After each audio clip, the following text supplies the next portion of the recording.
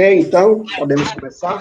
Bom, pronto, gente. Então estamos aqui reunião do grupo da UES 882, curso de Letras, Português e Literatura. O nosso encontro aqui, falar hoje sobre o conto Senhor Diretor, de Lígia Fagundes Telles. Vamos começar aqui com a fala do Lobão, que vai dar uma pequena aula aqui sobre Lígia Fagundes Telles, vai passar um pouco dos conhecimentos ligianos para nós. Vai lá, Lobão. Vai lá. Muito bem, obrigado aí. Boa noite a todos. Bom, a Lígia Fagundes Telles, uma das grandes escritoras, né, artista, romancista da ficção brasileira, e do ponto de vista historiográfico, ela está filiada à geração de 45, né, a geração de 45, a qual pertenceu Clarice Lispector, a qual pertenceu Guimarães Rosa, Fernando Sabino, e tantos outros grandes nomes da literatura brasileira. Costuma-se rotular bastante a escrita de Lígia como uma escrita feminina, assim como também a escrita da nossa querida Clarice Lispector. De fato, isso é muito interessante, porque tanto Lígia quanto Clarice trabalham muito dentro dessa temática, protagonismo da figura da mulher, diante de um contexto, né, diante de uma sociedade muito marcada pelo machismo, pelo patriarcalismo. Então, é bastante interessante, até porque o livro a que pertence o Senhor Diretor é um livro que foi publicado, né, embora Lígia seja da geração de 45, ele foi publicado no contexto dos anos 70, né, o período da ditadura militar no Brasil. E o livro ele vai apresentar vários pontos que transitam tanto no aspecto psicológico, dos temas humanos, né, como também no campo do fantástico, no campo da literatura da alegoria. Por exemplo, nesse livro, até estou com ele aqui, né, que é o livro Seminário dos Ratos, a que pertence o conto Senhor Diretor, nós encontraremos, por exemplo, o conto Seminário dos Ratos, que é um conto alegórico, que faz um grande recorte do Brasil da ditadura militar. É uma história muito curiosa, porque é uma forma indireta de fazer uma grande crítica à burocracia, à gastança do dinheiro público. Os personagens são tipos representativos dessa burocracia brasileira, da manipulação das informações. Então, a gente vai lendo o conto Seminário dos Ratos e vai, na verdade, fazendo uma grande alusão ao Brasil desse período. Então, esse conto, Senhor Diretor, ele pertence a esse livro Seminário dos Ratos, né, publicado nos anos 70. E o próprio conto, Senhor Diretor, acredito que os nobres colegas devem ter percebido que ele também dialoga com esse contexto, né, de uma sociedade ainda muito conservadora, né, representada aqui pela personagem que é a professora Maria Emília, solteira, virgem, né, uma mulher amarga, né. Então, essa própria representação do contexto histórico dos anos 70, essa representação não se dá apenas no campo das questões inerentes à política, como no conto Seminário dos Ratos, que dá título ao próprio livro, né? Mas também há uma representação muito forte da própria realidade do Brasil, de um Brasil conservador, de um Brasil que ainda não aceita as mudanças, as transformações que estão acontecendo no país. Então, a Lígia ela vem com essa escrita que, além de representar esse período, ela também trata das questões humanas, né? Eu acho que a Lígia ela é uma escritora de temas humanos, temas que a literatura constantemente atualiza, questões relacionadas ao tempo, à velhice, à morte, não é? O amor, a dor, as reminiscências, o lidar com o outro, os relacionamentos decadentes, então tudo, né, que nós consideramos como uma temática humana, que é atualizado pela literatura, o livro Seminário dos Ratos ele vai explorar. E se particularizarmos aqui o conto, né, senhor diretor, fica muito claro que a temática que se observa bastante aqui é essa questão dessa luta, né, de uma mulher que teve uma educação profundamente conservadora, né, do que vai passando por transformações. Então, lidar com isso.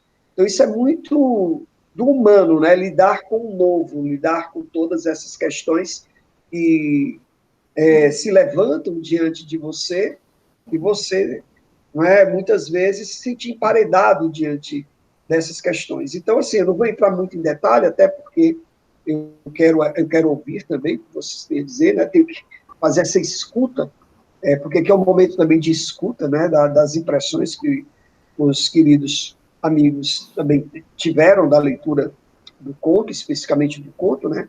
Mas só para a gente poder aqui contextualizar, o conto pertence ao livro Seminário dos Ratos, livro publicado nesse período dos anos 70, período da ditadura militar, de um contexto político marcado por tensões ideológicas, né, tensões sociais, pelo conservadorismo, toda uma gama de situações que nós vamos, à medida da evolução da leitura do próprio conto, nós vamos percebendo como tudo isso vai se construindo nessa representação.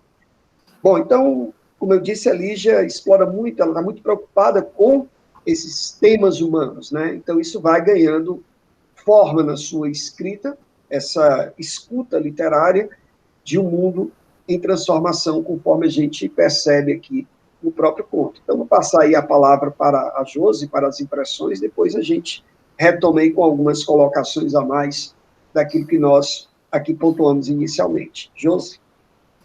Oi. Pois é, tá bem fresquinho, né, que o conto da minha cabeça, mas eu gostaria de ter relido, porque realmente tem muitas impressões, muitas coisas aqui interessantes, e que vai muito de encontro, claro, com a nossa realidade, a realidade da mulher. Eu gostaria que aqui tivesse a Cláudia e a Valéria, né, porque seria, assim, tão mais rica a gente ver as outras impressões femininas, não só a minha, mas, enfim.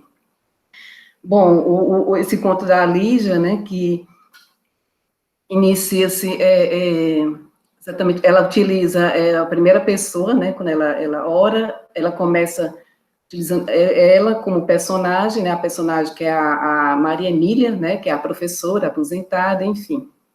E ela vai narrando com muita destreza, né, vai desnudando a todas aquelas... a alma feminina, né, diante de tantos preconceitos da dura realidade na década de 60, né, como o Lobão falou aí, e que, assim, a gente vai lendo o texto, eu como mulher, e a gente vai se identificando com tantos momentos, assim, quando fala, assim, de tanta repressão, que é uma mulher que, essa personagem, a Maria Emília, é como se ela tivesse, assim, se desnudando, que ela tem tantos grilhões internos, tantas coisas que ela vai se espelhando até nas amigas, né, quando ela vai retratando uma Emília, a Mariana, né, acho que a Mariana que é a mais, digamos assim, ela é aquela que é mais solta, aquela que se lança, aquela que vai quebrando os grilhões e vai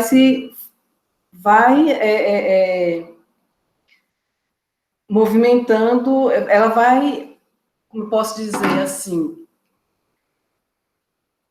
ela vai se lançando, é aquela coisa que ela vai quebrando, aquela coisa assim, que ela acredita que ela quer, como ela faz, ela acaba fazendo uma traição no casamento, e ela condena, né, a Maria Emília condena aquilo ali, talvez no fundo, como ela mesma diz, talvez ela tivesse inveja, porque no fundo ela tinha vontade de fazer, também fazer aquilo que a amiga fazia, ela não conseguia, ela ficava sempre de espectadora, né? Na realidade, talvez por uma timidez, não sei, por medo, enfim.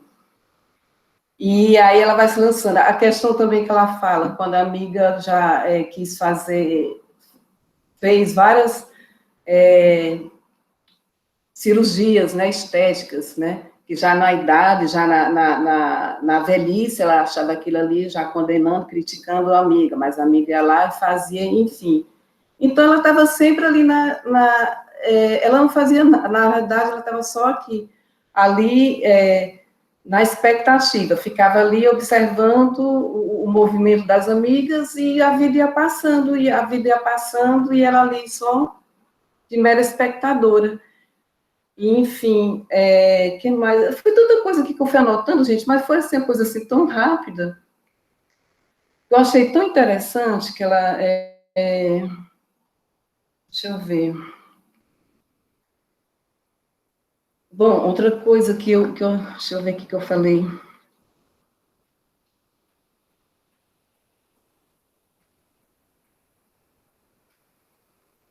Eu acho que eu já me perdi aqui.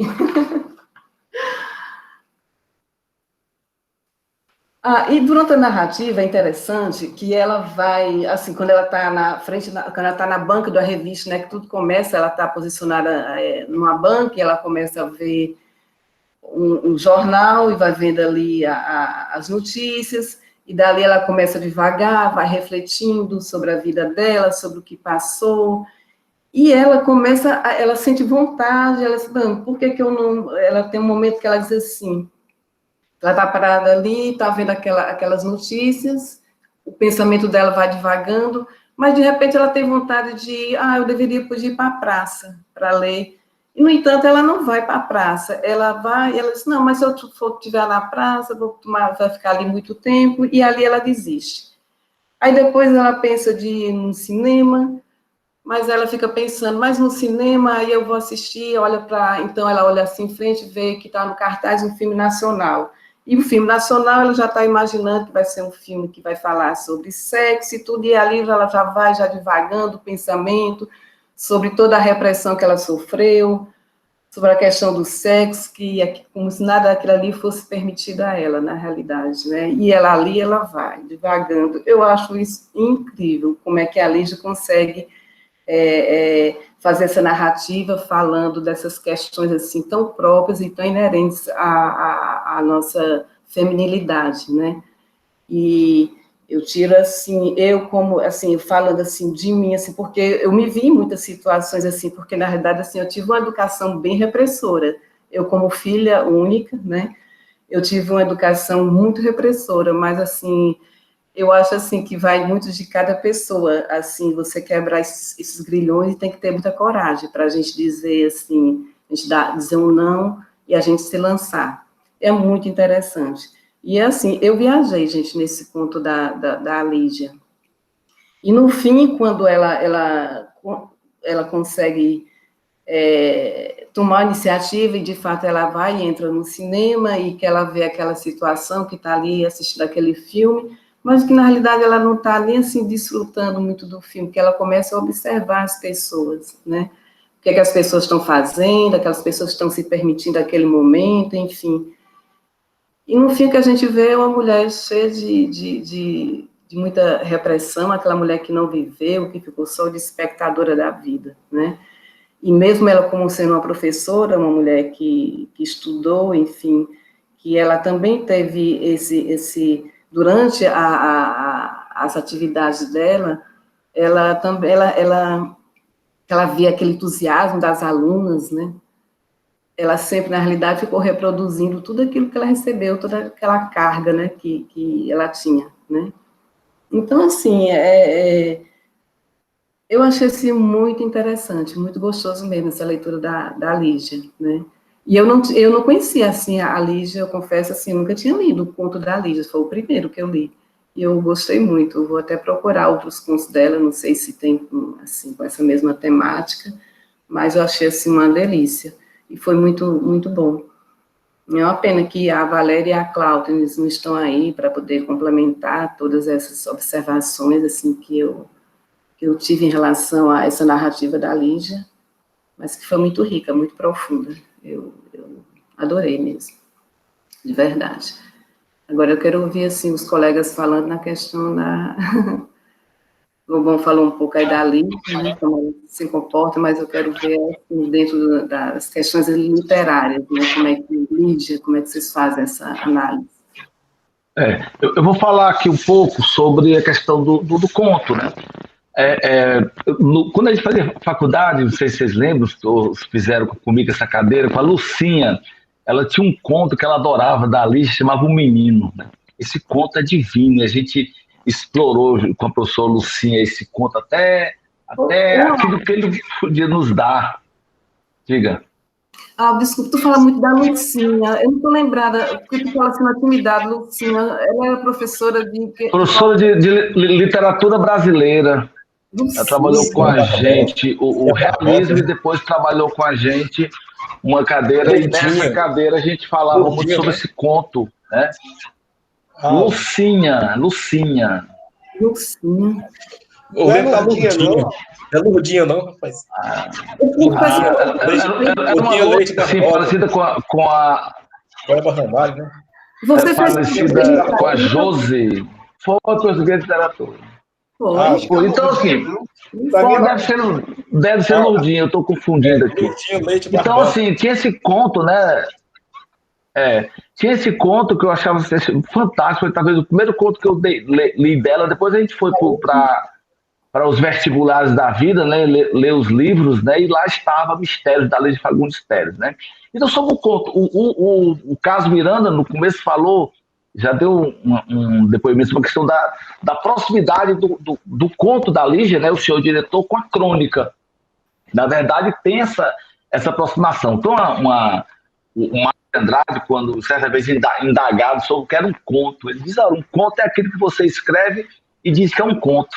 Acabou, ou seja, você não precisa necessariamente ser um conto para que seja um conto, né? E realmente há uma aproximação, porque como o Lobão falou já, a Lígia vai trabalhar exatamente com a questão do contexto histórico daquele momento da década de 70, aquele momento em que a mulher, algumas mulheres, né, questão em função da revolução feminista, né, estavam saindo, já estavam mais saidinhas, como é o caso da Mariana. Mariana, é interessante como ela diz, 64 anos e meio, né, a velha, fazendo plástica, já fez de tudo, só casamento foram 3, foram os amantes, né, quer dizer, então a referência, assim, de admiração é a Mariana, mas ao mesmo tempo que ela admira a Mariana, há o eco, né? Há o eco da voz da mãe dizendo odeia isso, detesta isso, mas na verdade ela ama aquilo que a Mariana faz, né?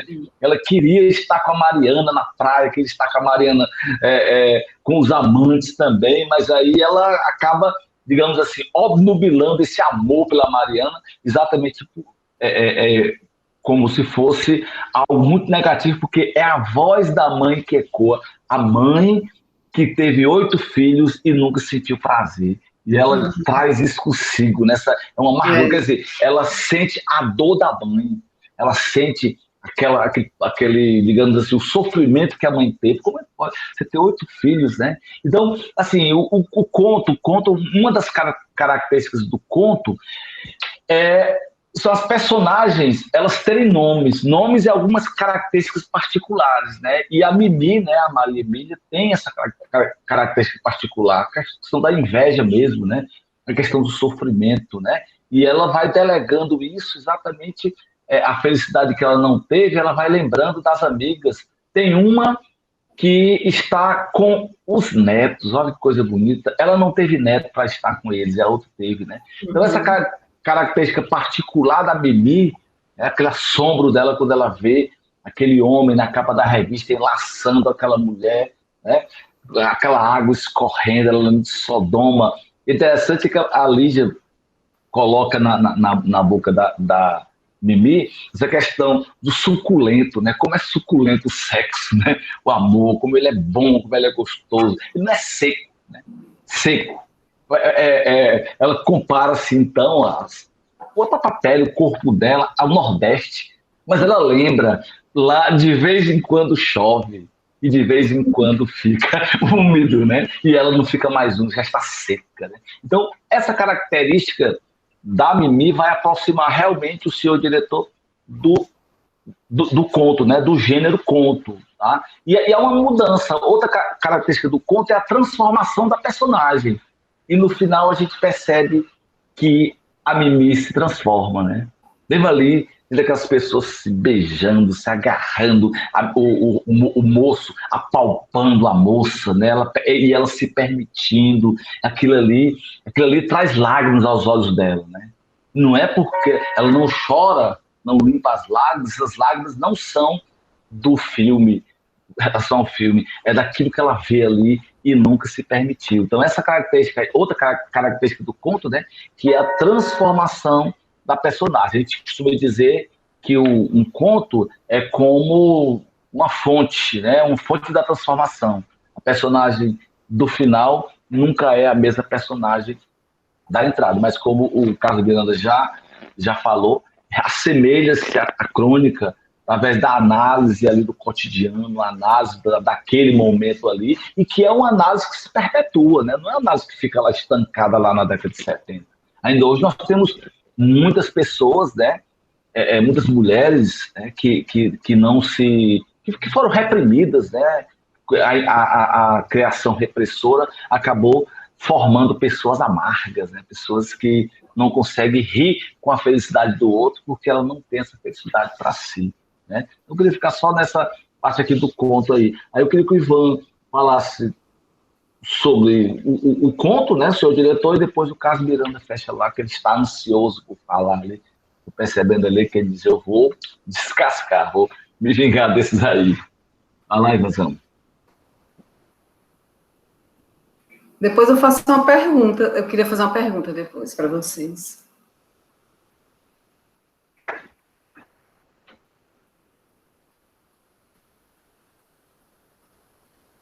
Não estou ouvindo. Ivan, liga o microfone, Ivan. Eu tinha dado uma saída e esqueci de ligar de volta. Sim, a minha impressão sobre essa leitura é como leitor comum mesmo, certo? O apreciador, assim, não do ponto de vista mesmo do estudo literário, né? Eu digo assim, eu sou o inverso. Eu conheço a Lígia Fagundes Telles, tá dando para ouvir, tá? Agora sim. Eu conheço a Lígia Fagundes Telles pelos contos. Eu nunca li um romance, mas eu já li vários volumes de contos dela. Gosto muito. Essa vertente do fantástico que ela traz, do horror mesmo, né? Aquele Venha Ver o Pôr do Sol. Acho muito interessante. Ou seja, já li vários textos, né? Esse esse que nós lemos agora, logo de início, eu estranhei, porque assim, é uma coisa bem primária minha, eu procuro ver logo assim, eu sou acostumado com a estrutura padrão, certo? O tradicional, né? É começo, meio, fim. Então, você começa lendo esse conto, você vê a seca do Nordeste. Aí lá na frente ela vai citar de novo, né? Antes eu pensava, a motivação dessa seca no Nordeste, certo? Aí depois que vem essa analogia que ela faz com o corpo dela, que já secou, não foi? Ela velha, ela seca. Aí ela vai contando, depois muda o foco narrativo, né? Vem aquele tom de carta, aquele que vem em primeira pessoa, depois tem um narrador em terceira pessoa que chega mais à frente. Aí eu fiquei meio perdido, certo? Aí eu peguei e voltei para ler de novo, né? Voltei para ler de novo com a questão mesmo do texto, do discurso. E eu também imaginava logo, quando veio essa questão da foto, a foto do casal, que ele lá estava na altura dos seios, aí começa a falar da manteiga, ela implicou com a manteiga, lá no final vem a manteiga de novo, né, vem a manteiga, e eu pensando que foi que fizeram com essa manteiga, né, eu curioso para saber qual foi o uso a utilidade da manteiga que as personagens fizeram, que assustou tanto, né. Uhum. Ela, no início, começa a falar, sou professora aposentada e não tenho filho. Depois, não, para que dizer isso? Sou uma professora, né? Estou falando aqui de mais à frente ela já se diz virgem, assim, ó. E a gente vai percebendo aquele conflito dela com as críticas que ela faz ao comportamento da Mariana, se não me engano, da Mariana, e ao mesmo tempo aquele chamar de inveja, aquela inveja, né? Como se ela quisesse estar no lugar da Mariana e nunca passou por isso. No final ela desabafa, eu sou virgem, né? Professora, aposentada, virgem. Aí eu não conhecia também esse lado bem assim da sensual, digamos assim, dos textos da Lígia Fagundes Telles. Aí eu confesso, eu achei assim, em alguns pontos, eu achei assim meio, vou chamar assim de arrastado para ler, né? Mas porque eu sou de leitura mais direta. Mas quando chega, né, mais adiante, quando ela já vai se assumindo com esse sentimento, assim, chamar de recalque, esse sentimento, assim, de, de inveja, de angústia, porque ela não foi danada feita a Mariana, feita a outra lá. E quando assume de vez, assim, aquela sensualidade, aí o texto fica mais interessante, né? E chega a ser poético mais adiante, quando descreve aquela lágrima, né? Já do finalzinho. Então, assim, para mim foi descoberta. Tanto pela questão da estrutura, porque, como o Lobão aí também já citou, faz parte de um livro de pelo menos, de feições do Fantástico, né? De literatura fantástica, o Seminário dos Ratos. E eu esperava um conto que também tivesse nesse contexto do Fantástico, mas que não era, né? Aí depois eu fiquei pensando, vai ser o texto todo, vai ser uma carta, mas muda, tem diálogo. Aí fica aquela história, é um conto, é uma crônica, fica assim meio foi escrito há muito tempo, tempo, e ao mesmo tempo já traz essa estrutura meio inovadora, né? Para um conto, não é um conto tradicional. E no mais foi essa questão mesmo de descobrir mais uma coisa, mais um aspecto da Lígia Fagundes Telles. E é só. Agora, o nosso amigo Carlos Miranda aí vai dar-nos uma pequena aula daquilo que ele viu no texto. Bom, antes de mais nada, né,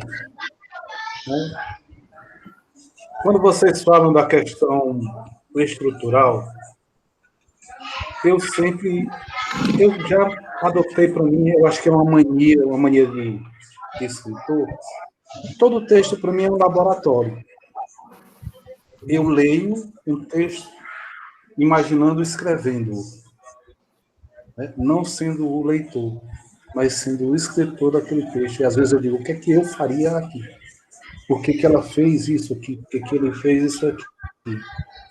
Então, no primeiro momento, eu faço essa... É como se eu estivesse dissecando por esse lado laboratorial, né?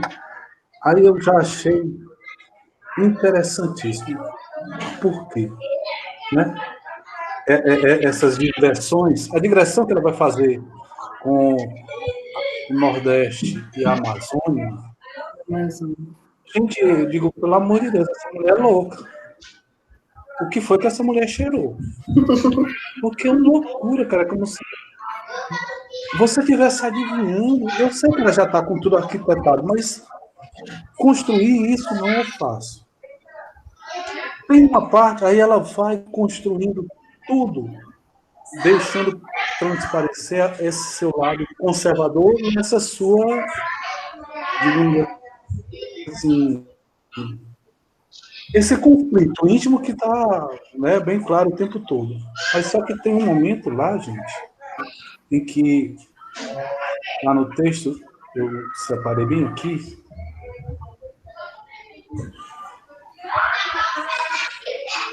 que ela vai dizer, a palavra pesada abafa a ideia leve. Do Bilac, né? E Olavo. Achei isso incrível. O que é que ela quis dizer isso? Para que ela citou Bilac? Aí que era o mais conservador dos parnasianos. Porém, ele era conservador a olhar dos outros. Ele queria, na verdade, mesmo era ser romântico. Bilac gostaria, se tivesse deixado, ele tinha sido romântico, simbolista, menos parnasiano, mas ele teve que se pôr, essa é a minha visão de Olavo Bilac, né? Ele teve que se impor parnasiano para ser aceitável, né? Eu normalmente, quando eu falo do Bilac, eu gosto de dizer isso. Eu digo muito para os meus alunos que eu não sou professor de literatura, porque eu desmancho tudo o que os livros didáticos às vezes fazem.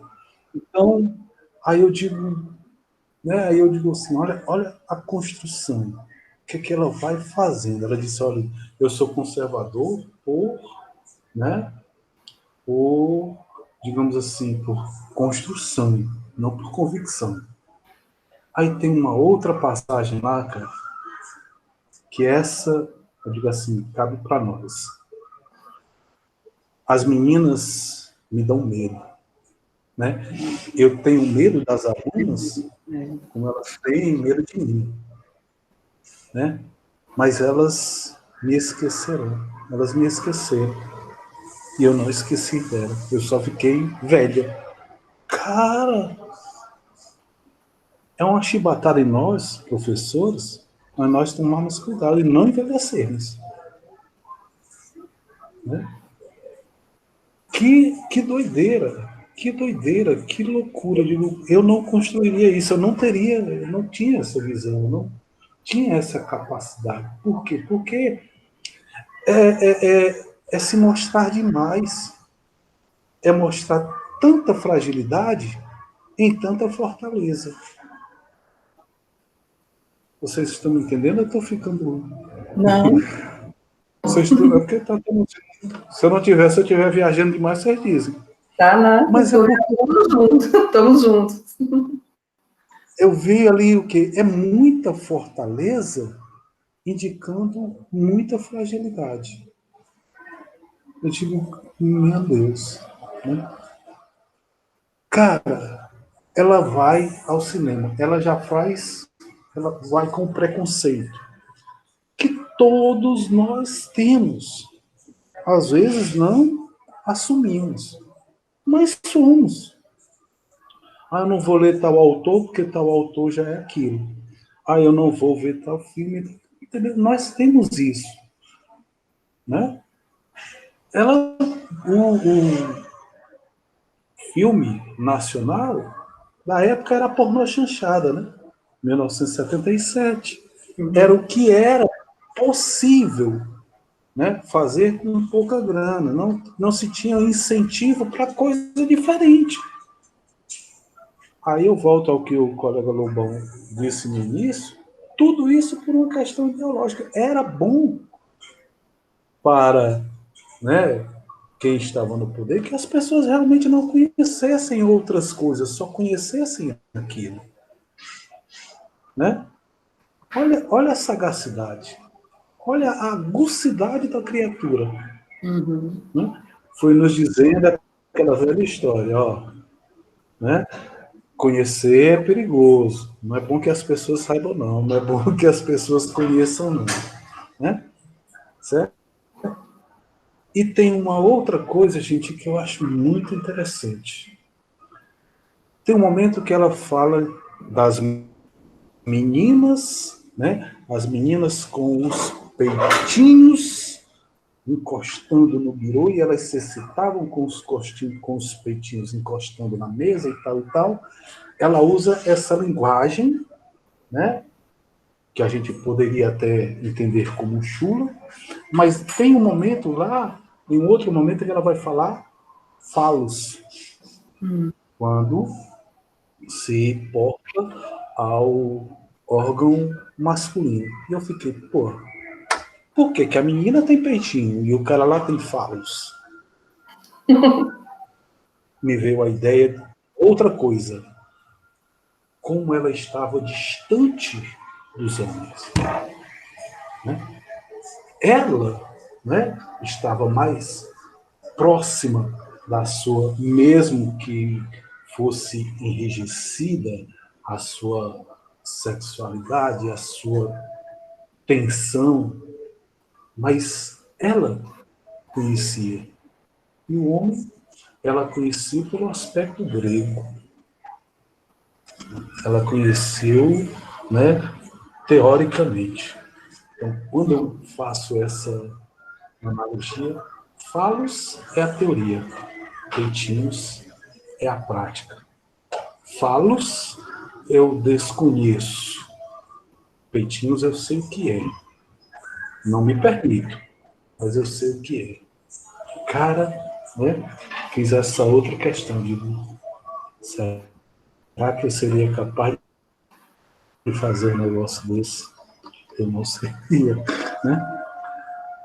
Aí tem uma outra situação que eu acho muito interessante.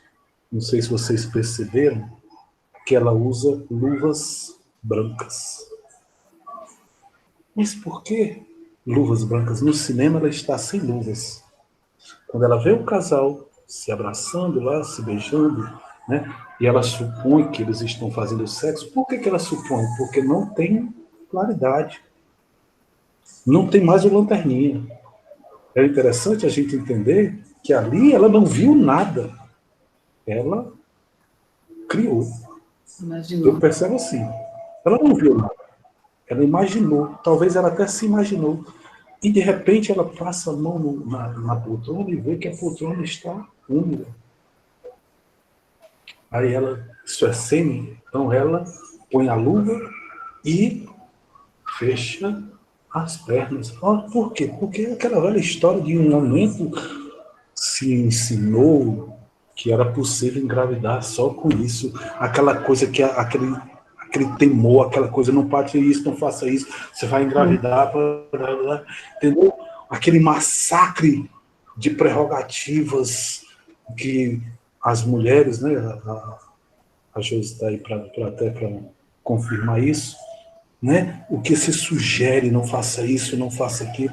Então, até nesse momento, ela disse, aos 64 anos, ainda tem medo de engravidar.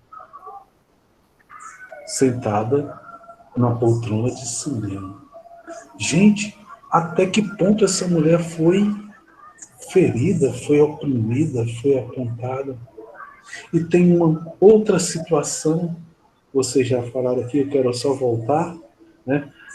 Tem um momento em que ela fala das meninas, das mulheres, em um lugar qualquer do mundo, que tem, né, o clitóris, né, retirado, para que não sentisse prazer.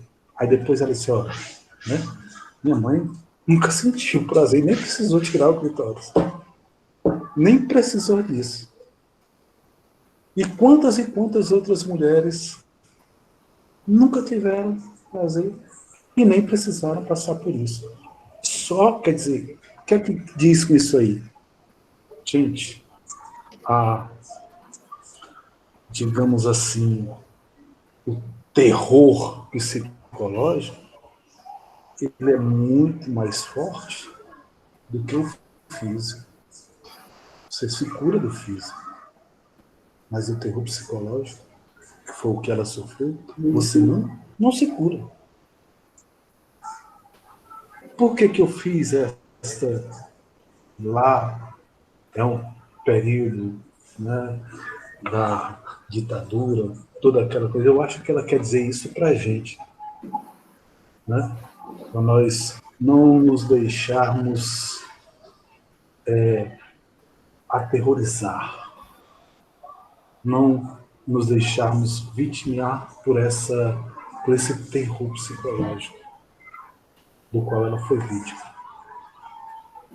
Eu digo, cara, é muita loucura, é muita loucura. 1977, 1977 foi um ano dificílimo, né? Em que já estava se começando a descobrir as falcatruas do governo militar, né? Já não dava para esconder tanto, né? De 74 até 77, 78, tenha sido esse período duro, mas tem uma outra coisa, cara, que ela diz lá, que a vulgaridade, ela contamina até as pedras. Quem eram as pedras? O que eram as pedras? Eram exatamente aquelas construções, né, do desenvolvimento que nos foi prometido. Eu fiz esta analogia, contamina até as pedras. Em 1976, né, um dos, digamos assim, slogans da não sei bem se era VASP ou era Varne, não sei, né? Que eles assim, o desenvolvimento se faz pedra sobre pedra, né? E ela fez esta analogia. Uma outra coisa, beba Coca-Cola, beba Coca-Cola, beba Coca-Cola. Quer dizer, de tanto você dizer isso para uma pessoa, se eu fiquei com medo até, eu que não gosto, eu acho Coca-Cola com gosto de sabonete, aquele sabonete preto de banheiro, mas de tanto me dizer isso, eu acabei tomando Coca-Cola. Olha aí, cara. Para a gente não se deixar levar, para a gente, né, não absorver tanto assim o que querem que nós absorvamos. Então, foi... Gente, se eu ficar aqui, eu fico até meia-noite. Então, é muita loucura. Né? Vou parar por aqui. Aí volta aí no Lobão, ele fazer mais um apanhado aí. Aí, assim, eu queria propor assim, o Lobão vai fazer vai falar agora sobre o conto propriamente dito, né? Porque ele falou sobre a Lígia. Aí depois a gente falava só mais um pouquinho para a gente poder fechar, né? A gravação, tá? Depois a gente pode ficar aqui conversando até mais tarde. Beleza, Lobão? Vai lá. Bom, eu acho que foi assim, uma abordagem muito interessante, né? As colocações que os caros amigos fizeram, né? Enriqueceu bastante o repertório, né, de leitura. E o Ivan falava da forma como a narrativa ela é conduzida, né? Ela tem uma alternância de narrador em terceira e em primeira, né? Que é um esquema muito utilizado também por Clarice Lispector, visto que a gente começa com a terceira pessoa, né? Ela está ali, né, observando as notícias, seca no Nordeste, na Amazônia cheia, né? E depois ela retoma isso com a questão da secura do sexo, né? E a umidade da própria, né, região da Amazônia. Então ela estava lendo, né? E de repente ela depara com, o Alves tocou nisso, eu achei interessante, né? Aqueles corpos nus na capa de uma revista, né? E aquilo foi uma afronta, né? Frente ao conservadorismo que ela representa, né? E esse conservadorismo, também o Cacá colocou isso, vem justamente da educação repressora, que a nossa querida Josi comentou, né? Ela teve uma mãe que a ensinou a ver as coisas de uma maneira, e ela está diante de um mundo que se constrói de uma maneira diferente aos olhos dela. Então, isso gera um conflito, né? Daí a dimensão psicológica ganha muita relevância, visto que é aquela imagem, né, da revista, dos corpos nus, ali molhados, né, com ungüentos, os ungüentos estão na história, né, sempre ligados à sexualidade, os olhos, né, a questão do próprio sexo, né, que gera justamente essa oleosidade, né? Então, aquilo para ela foi o estopim, foi o gatilho para provocar essa imersão, essa introspecção. E aí vem o que nós chamamos de fluxo de consciência, né, que se dá pelo monólogo interior, e nós teremos acesso a esse mundo interiorizado dela, né, os conflitos, a luta. Uma mulher que é profundamente dicotômica, Cacá tocou nisso, o próprio Alves também falou um pouco sobre isso, que é justamente, ao mesmo tempo que ela revela uma repugnância pela explicitude, né, da sexualidade, porque a gente estava no momento dessas transformações, a liberdade sexual, fortalecimento do movimento feminista, um processo de transformação, de que é exemplo, a Josi tocou muito bem, a Mariana. Né? A Mariana, ela se lançava, né? Ela vinha de 3 casamentos, vários amantes, e a Mariana representa esse mundo, né? Feminino em transformação, da defesa da liberdade, e ela representa esse conservadorismo. Mas, ao mesmo tempo que o sexo, a sexualidade na mídia, causa nela todo esse espanto, também é possível observar que ela também se sente atraída por tudo isso. Então, ela se encontra nesse desajuste, né? É um mundo do desajuste, é uma personagem desajustada, por isso tão complexa, tão marcada pelas densidades.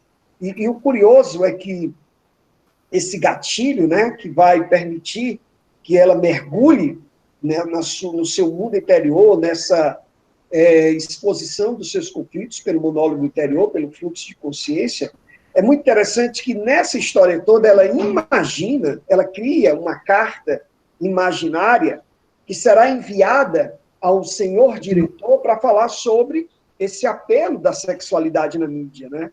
Mas, de repente, o senhor diretor ele deixa de ser apenas, né, aquele responsável pela revista que vai receber a carta dela reclamando da explicitude da sexualidade, né, com que ela se defronta e provoca nela toda essa rejeição, toda essa repugnância. Na verdade, essa carta imaginária parece mais como uma escrita de escuta, né? Ela se transforma numa escuta, num divã, né? Então, o senhor diretor, na verdade, ela não escreve para o senhor diretor.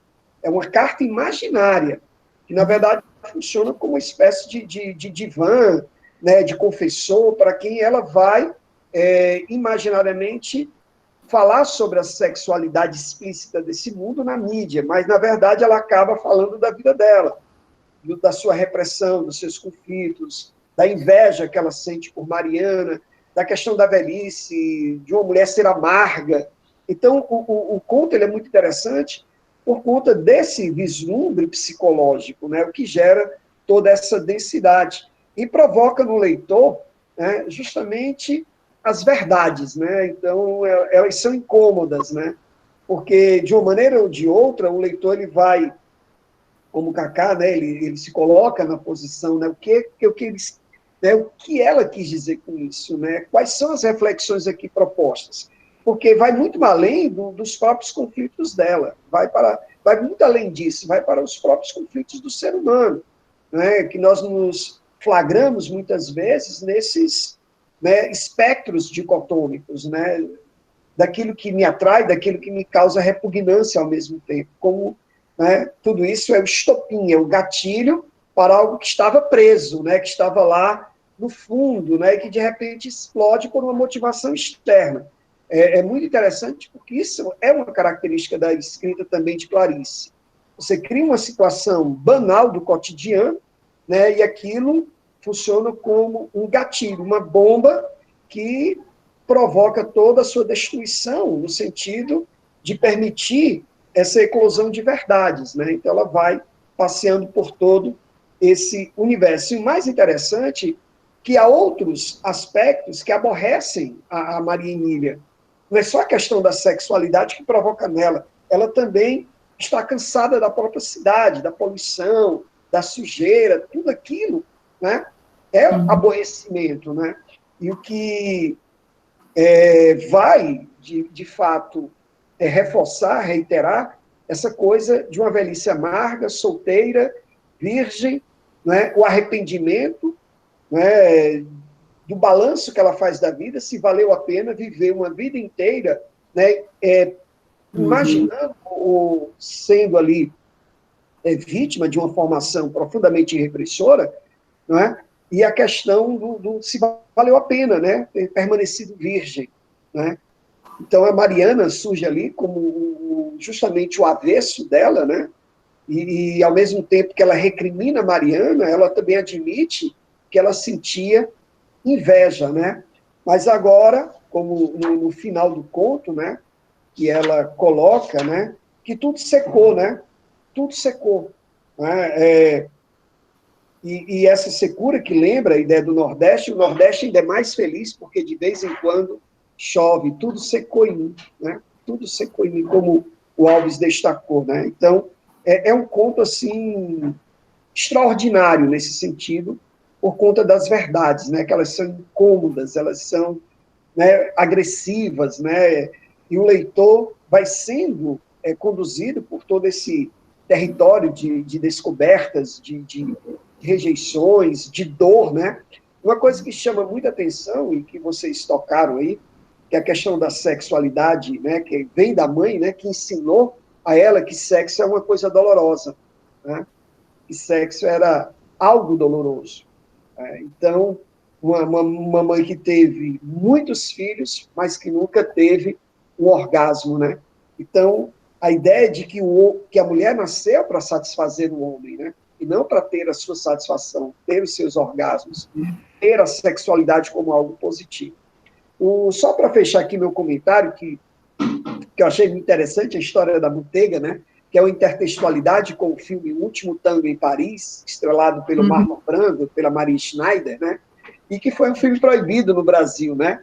Ali em 72, ele foi liberado em Paris, e a Mariana tinha assistido ao filme em Paris, né? E ela lembra da cena da manteiga, que foi a cena do sexo anal, que usou-se a manteiga como lubrificante, né? E ela lembra da cena porque, quando a Mariana contou isso, ela ficou, né, desesperadamente incomodada, né, com a cena da manteiga. E esse filme causou muita polêmica, né, muita controvérsia, porque a cena da manteiga, que não estava previsto até no próprio roteiro, né, e a Maria Schneider até falou que aquilo tinha sido uma espécie de estupro, né? Então foi um filme muito polêmico, controverso, foi proibido no Brasil, né? A ditadura proibiu, daí essa questão da resistência, né? Que a gente tinha essa segunda em transformação, e eu achei muito interessante, né? Porque depois ela volta, ela fala da manteiga novamente, né?